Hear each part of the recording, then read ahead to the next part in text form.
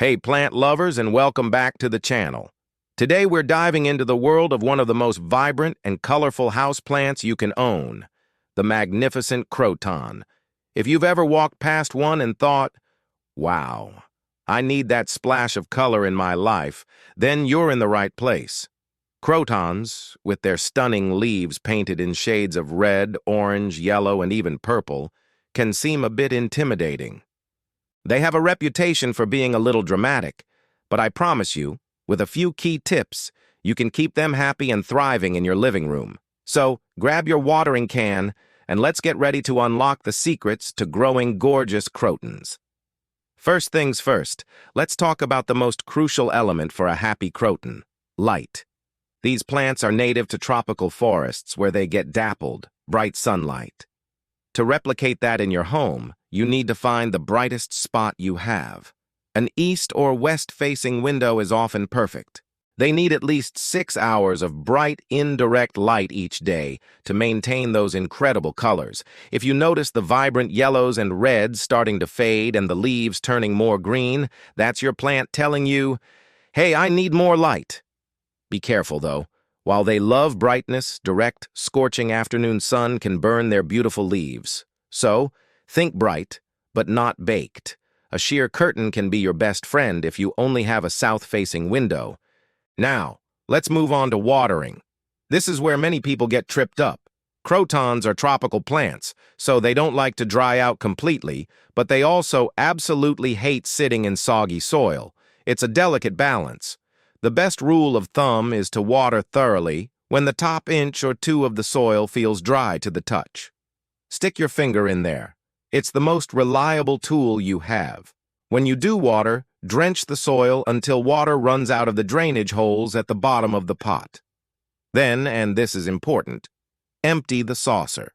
Never let your croton sit in a puddle of water. This leads to root rot, which is the #1 killer of these beauties.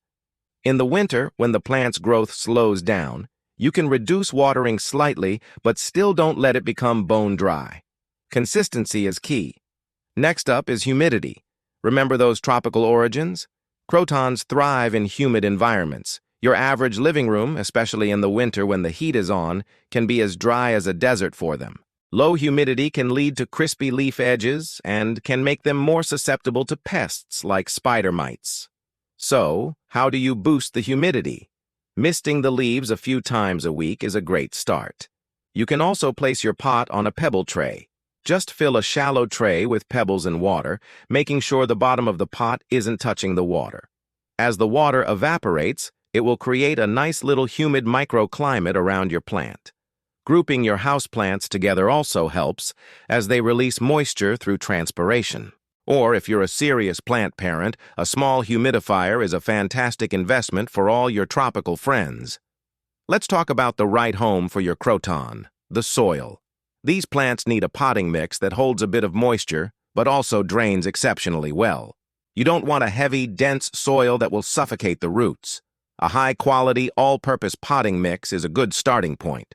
To improve drainage, I always recommend adding a generous amount of perlite or pumice to the mix. A handful of orchid bark can also help to create airy pockets. The goal is a rich but chunky soil structure that allows roots to breathe and prevents waterlogging. And please make sure your pot has drainage holes. I can't stress this enough. A beautiful pot without drainage is a recipe for disaster. If you fall in love with a decorative pot that doesn't have holes, use it as a cache pot and keep your croton in a plastic nursery pot inside it. Now, for food. To keep those colors popping and to encourage new growth, you'll want to feed your croton during its growing season, which is typically spring and summer. A balanced, water-soluble fertilizer formulated for houseplants is perfect. You can feed it every 2 to 4 weeks, following the instructions on the package. It's always better to err on the side of caution and dilute the fertilizer to half strength to avoid burning the roots. Over-fertilizing can be more harmful than not fertilizing at all.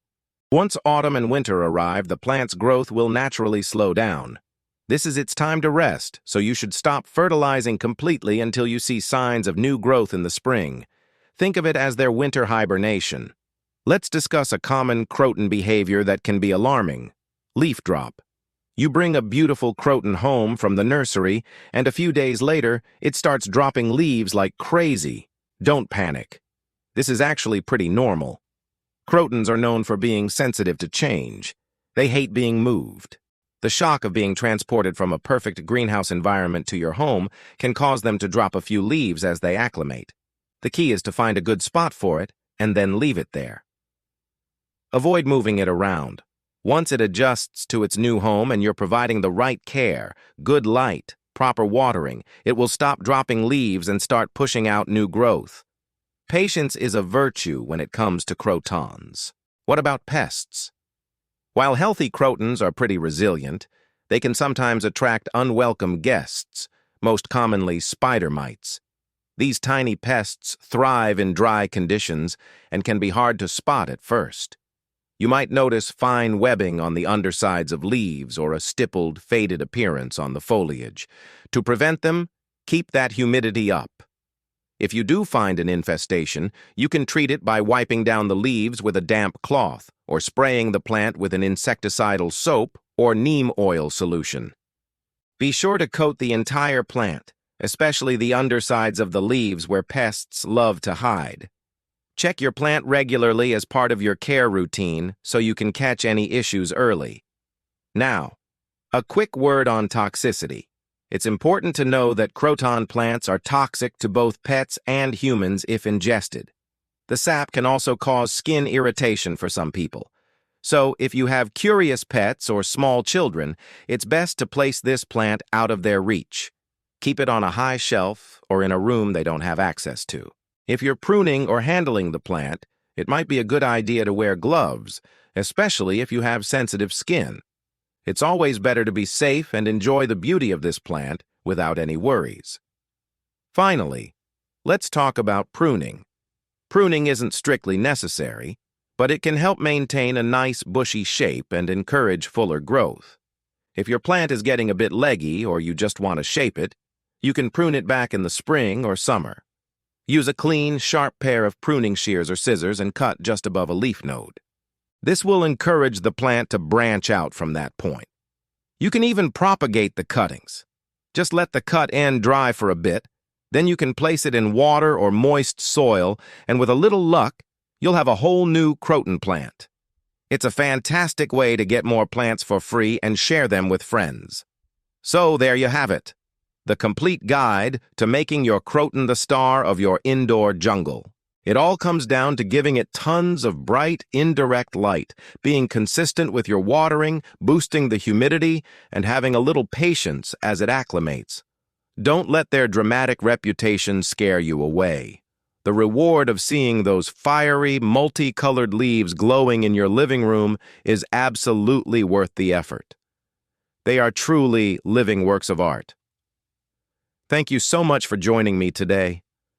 I hope these tips give you the confidence to bring one of these stunning plants into your home. If you have any questions or your own croton care tips to share, please drop them in the comments below. I love hearing from you all.